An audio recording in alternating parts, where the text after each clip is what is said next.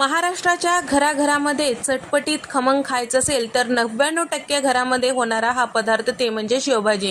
त्यासाठी अर्धा कप इथे मी खोबऱ्याचा खीस छान लालसर होईपर्यंत परतून घेतलेला आहे। त्यानंतर 2 चमचे खसखस, 3 चमचे तीळ आणि 1 चमचा जिरे ते सुद्धा परतून घेतलेले आहे। मिक्सरला हे छान असं पावडर तयार करून घ्यायचं आहे। 4 मध्यम आकाराचे कांदे उभ्या फोडी चिरून घेतलेले आहे, कढईमध्ये टाकून घेतले, थोडंसं तेल टाकून लालसर होईपर्यंत परतून घेतलेले आहे। त्यानंतर यामध्ये 3 पिकलेले टोमॅटो ते सुद्धा टाकून घेतलेले आहे आणि त्याचबरोबर आलं लसूण टाकून थोडंसं तेल टाकून वाफून घेतलेलं आहे नरम होईपर्यंत। थंड झाले की मिक्सरला फिरवून घ्यायचं। आता कढईमध्ये तेल टाकून घेतले, तयार करून घेतलेलं वाटण टाकून घेतलेलं आहे। सगळे पावडर मसाले यामध्ये टाकून घ्यायचं। लाल मिरची पावडर, धने पावडर, काळा मसाला, हळद आणि कांदा लसूण मसाला, कोथिंबीर टाकून घेतलेला आहे, तयार करून घेतलेली प्युरी आणि कोथिंबीर, चवीपुरतं मीठ, आवश्यकतेनुसार पाणी टाकून उकळून घ्यायचं। हवं तर तुम्ही शेव यामध्ये टाकू शकता किंवा खाते वेळेस सुद्धा सर्व करू शकता, तुमच्या आवडीनुसार। व्हिडिओ आवडल्यास व्हिडिओला लाईक करा, शेअर करा आणि सबस्क्राईब करायला